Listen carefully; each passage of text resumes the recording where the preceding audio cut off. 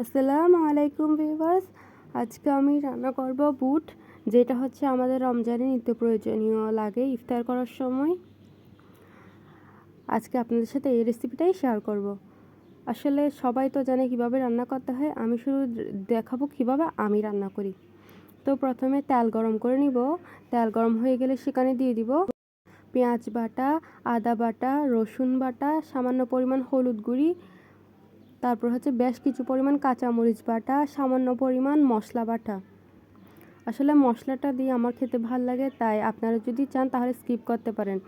মশলাগুলো দিয়ে ভালো করে নেড়ে চেড়ে মশলাগুলোকে একটু কষিয়ে নিব, যাতে মশলাগুলো কাঁচা ভাব দূর হয়ে যায়।